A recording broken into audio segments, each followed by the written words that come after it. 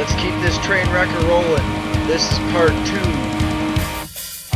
I can't believe you've got the nerve to say you love me, then you left me for dead.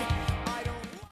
My good friends and villains put out a full length this year called Freudian Slip, and it landed at number 10 on my list. You'll notice that Freudian Slip sounds a lot different from 10 Code. The single Problem Child that they had released sometime before this was a good indicator of this. The most obvious change is the vocal switch up. Fronting Villains now is former drummer Devin McGillivray, who adds a completely different vocal sound than the vocalist heard on 10 Code, who I unfortunately can't remember his name. Sorry. Cody Ratley is now the man behind the drums. Freudian Slip is in this list because it is an excellent expansion to 10 Code while keeping all of the lyrical relevance. All lyrics are written by Devin, who does not shy away from writing about things that are common thoughts but not easily discussed. This is why I have a lot of respect for him and the rest of Villains. These guys are a bunch of great dudes putting their passion into what they do. Definitely go support them. My favorite song on this CD is Like Father, Like Son.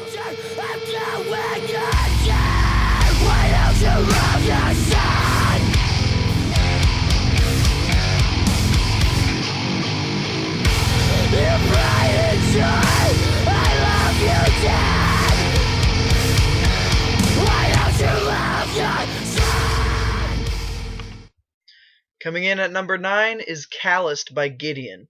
Having established themselves as a name to behold in the hardcore community, Gideon continues their musical onslaught with their new release. Gideon takes a rather common hardcore sound, many think of the Ghost inside as a point of reference, and they add their own elements to it. The most noteworthy, perhaps, is the element of technicality incorporated into the breakdowns.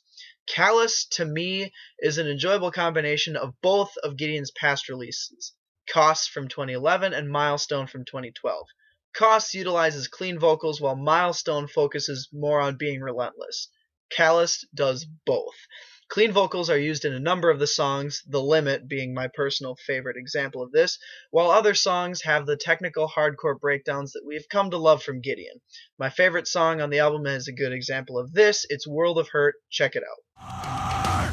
Stuck inside this world of hurt.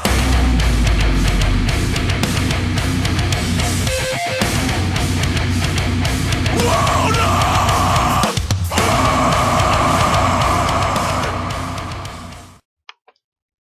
Australian metalcore act The Amity Affliction came back with a wonderful release this year with Let the Ocean Take Me.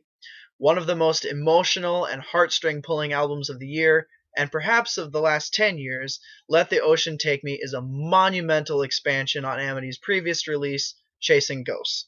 Don't get me wrong, Chasing Ghosts was good, but in a way I think I outgrew the album after hearing it everywhere, which is unfortunate because I did enjoy it.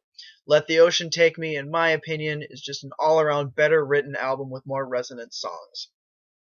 I have one warning for anyone interested in listening to the album. Have a box of tissues ready when you get to Never Alone. The album is very melodic, very relatable, and, it's just a very well put together album. My favorites on it are Don't Lean on Me or Death's Hand. You're the ones that kept me going. I know you this much. You gave me the strength to say he just get fucked.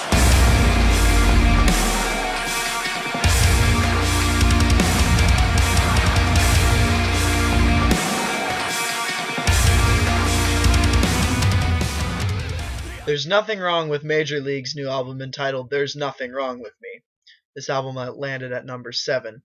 Many argue that Major League isn't as good following the departure of vocalist Nick Trask, but I greatly enjoyed Brian Joyce's vocal contributions.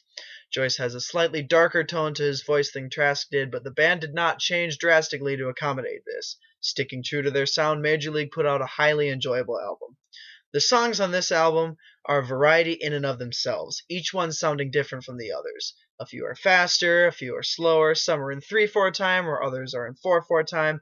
One is acoustic, and one strikes me as a reference or tribute to pop punk giants Blink-182. This song, Just As I Am, has a very Adams song type of feel to it, while remaining a Major League original. If you're interested in hearing the album, this one is a good one to pay attention to, as is my favorite on the album, the acoustic track Montreal. Check it out. I just need a place to rest my head. I never felt safe outside my bed, and I swear this is my last try. Yeah, I know I swore this last time. It's like Jesus Christ, I'm back from the dead, crucified over and over again, and I swear this... Number 6 in the list is Coma Witch by the Acacia Strain. Anyone who knows the Acacia Strain knows what they're getting themselves into. They're getting themselves into one of the most stupidly heavy, insane bands in music today. The Acacia Strain has been redefining heavy for many years now, creating albums that only get heavier. 2014 saw the release of Coma Witch, the newest installment in the Acacia Strain's catalog of songs to kill people to. Guest artists on the album include Max Cavalera from Sepultura, Brendan Garoni from Incendiary, I apologize for butchering your last name, and Sven de Kaluwe from Aborted. Also apologize for butchering your name. All songs on the album are heavy and amazing in their own way, but World Demise takes the cake for me. Check this out.